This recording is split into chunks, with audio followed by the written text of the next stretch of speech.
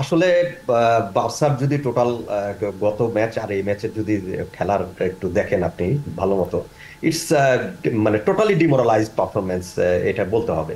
কারণ আপনি দেখেন ট্যাকটিক্যালি টোটালি ফেলিওর, আর এক্সপিরিয়েন্সড ওয়াইজ আপনি বার্সাকে মনেই হচ্ছে না বার্সা ওয়ার্ল্ডের মধ্যে মানে বেস্ট অফ দি বেস্ট একটা ক্লাব। 1, 2, 3 ঢাকায় জমি জিতে নিন 100% ক্যাশব্যাক সহ 20 কোটি টাকার পুরস্কার। ওরকম কিন্তু কিন্তু মানে কোনো সময় একটা ফিলও আসে নাই এর মধ্যে। বেসিক্যালি বলবো আমি, it's a just tactical and মনস্তাত্ত্বিক যে আপনার mental war between Xavi and Enrique, এটাই আপনার মানে মেইন ডোমিনেটিং ফ্যাক্টর হয়েছে। আজকাল কি হয় আপনার সব কয়টা মানে দলেই আপনি দেখবেন, শীর্ষ দল যেগুলো টপ ক্লাসের দল, এগুলোর কিন্তু আপনার প্লেয়ার যে কোয়ালিটি মোরলেস আপনার একেবারে 9.5 20 লাইক দিস।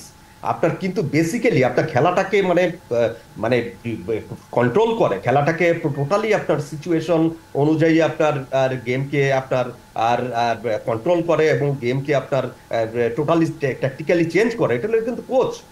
তো এই ক্ষেত্রে লুইস এনরিকের আপনি দেখেন এই যে আমি কিন্তু একটু মানে যদিও বার্সার সব ফ্যান বাংলাদেশের খুবই মানে একটা লিড নিয়ে খুব মানে অ্যাওয়েতে লিড নিয়ে খুব মানে কমফোর্টেবল সিচুয়েশনে ছিল, but that was the fact, you have to understand. এই পিএসজি কেই আপনার এনরিকের কোচিংয়েই আপনার তার ডাগ আউটেই আপনার আর কিন্তু 6-1 আপনার হারিয়ে ছিল।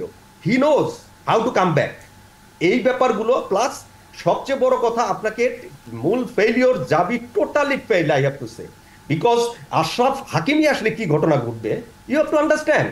কারণ আপনার 4-3 ফরমেশন যেটা আছে, ইট উইল বিকাম এ আপনার 3-3-3-4 এটাকে আপনার হাকিমি যখন জয়েন করবে, চারজন কিন্তু এটাকে চলে যাবে।